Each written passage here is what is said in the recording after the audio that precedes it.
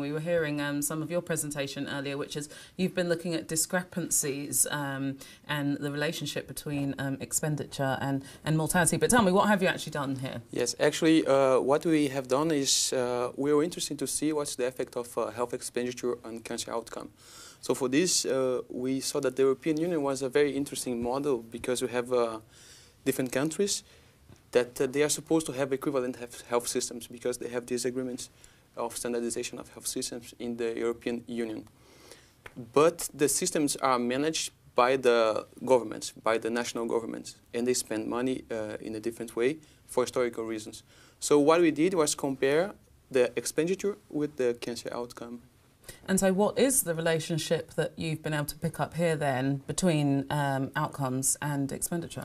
So what we did, we used data from a trustable database. So we assessed the database of the World Health Organization, the World Bank, and the International Monetary Fund.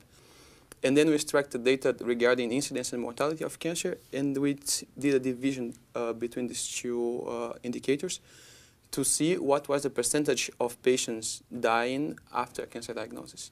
And then we, like a percentage.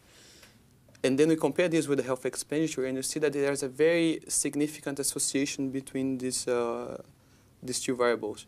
So if you take, for instance, countries that spend around between $1,000 and $2,000 per capita, the total cancer mortality of this, the percentage of mortality is around 60%. And if you go up to $4,000 per capita, the mortality is as low as 40%.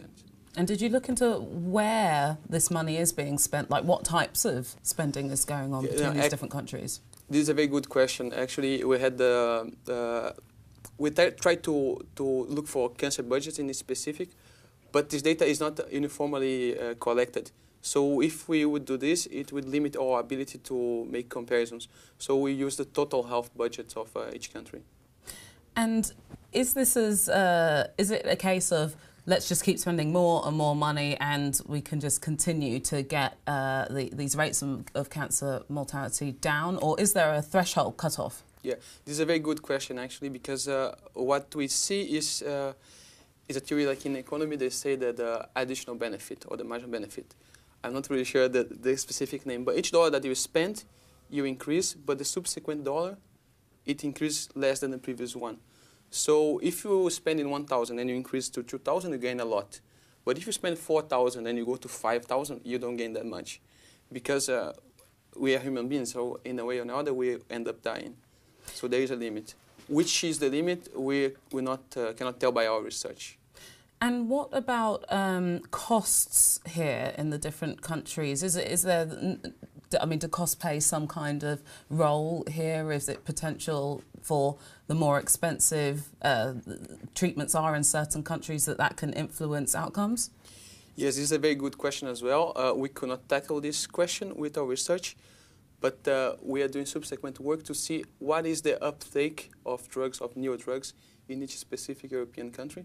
So we imagine that, yes, the more you use new drugs that save lives, the better is your outcome. But this is for the future. I guess in 1 year we have this result. So what are the important conclusions to be made now then, coming out of your data? Yeah, from our data, what we can tell for sure is that the more you spend on health, the less the patients die after a cancer diagnosis. This is the bottom line conclusion of our article. So going forward from here then, what's next? So now we are using, we use this European model to evaluate the impact of health care and health expenditure. Now we are going to use the trastuzumab as a drug model to see how, because this is a drug that has a high acquisition cost, but it saves life. So we want to see how this drug can be used and in which extent it's been used in the European Union.